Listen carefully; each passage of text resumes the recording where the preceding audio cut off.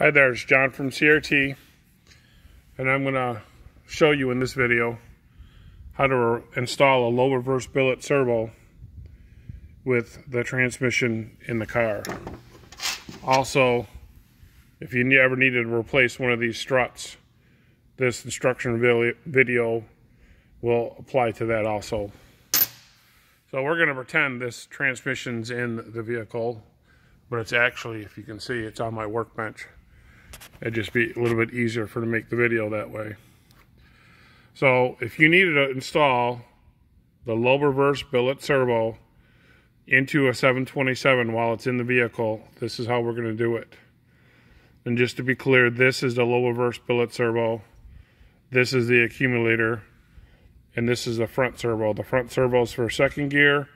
The low reverse servo's is for low and reverse.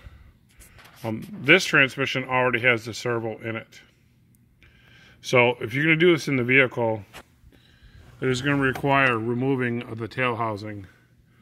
You're going to remove these two screws and then this plate, and underneath that plate there's a snap ring. And then there's 6 bolts that hold the tail housing on going all the way around. You need to remove the 6 bolts, the speedometer gear, the drive shaft, if the cross members in your way, and the transmission mount to get to this plate. Remove the 2 screws and then you'll have a snap ring underneath there, and you want to use a pair of snap ring pliers like this to spread it open, and at the same time you're going to slide the shaft towards the rear of the car to get that tail housing off. Once you get the tail housing off, the valve body is going to have to come off, which on this is already off. And for it to be easier for you guys to see, I did not do this on a fully assembled transmission, because I want to show you on the inside here. Let's see if I can focus on it. That gold strut. Do you see the gold strut? I'm going to name a few parts here. Let's see. That there is the strut. It's the band strut. This is the band. This is a low reverse drum.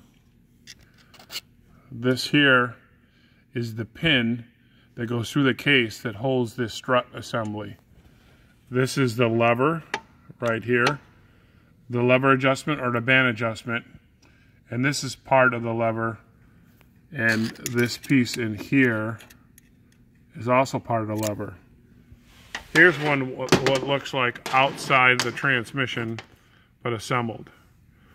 The pin goes through the case and then it holds in place these strut mechanisms and the lever mechanisms. The strut will go in here in between there and the band. If we'll look in the case, if I can get this focus for you guys, I'm going to operate it. So that's apply, that's release. See how that strut applies the band? That strut, under some circumstances, not very often, but it does happen, that strut will bend or break. So this video will also include replacing that strut. If you're going to replace just the strut, you do not have to remove the low reverse billet servo or the low reverse servo at all. You're going to remove the tail housing, and then you're going to come in here with a screwdriver and press on this pin, and you're going to drive that pin out. This is a pin, and you're going to drive the pin out, but you want to leave it in the case about this much. And you want to leave it in the case so it holds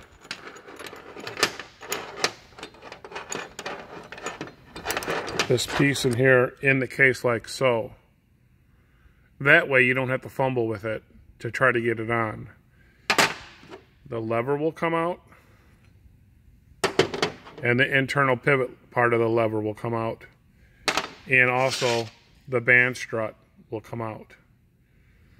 So then you undo the snap ring right here, and you can just use a seal pick to pop that out. Remove the stock servo, and then push in the put in the low reverse piston, the spring, and then the retainer, and then reinstall the snap ring.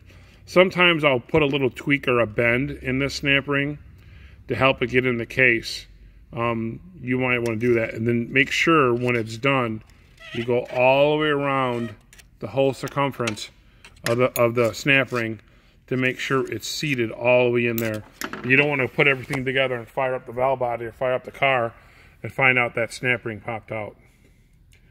So once you put your servo in, then you're going to finagle, and I say finagle because it's a little kind of a pain in the neck sometimes, but it definitely can be done. You're going to put the strut in there, or first you're going to put the lever, then the internal lever arm, and then you're going to put the pin through all of that like it is in the case, like so. And then once you get that in there with the nut adjusted all the way, you're going to take your strut and then you're going to put it in here, and you're going to put it in the band part first.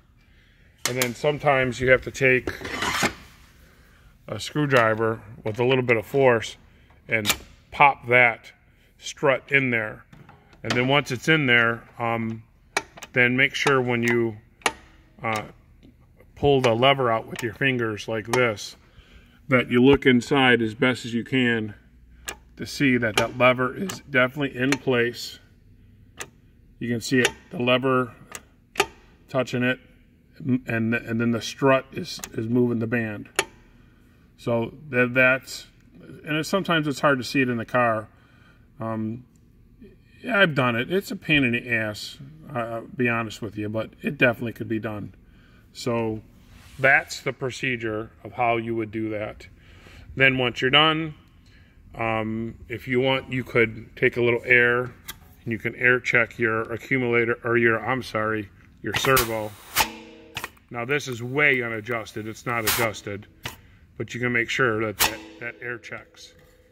And then once it air checks and it's good, replace the gasket here, replace the gasket on the tail housing, or if it's good, reuse it. Put the tail housing back on, spread the snap ring, put the cover back on, adjust the band. Don't forget to adjust your band, which is 72 inch-pounds, and back off 2 turns for a 727.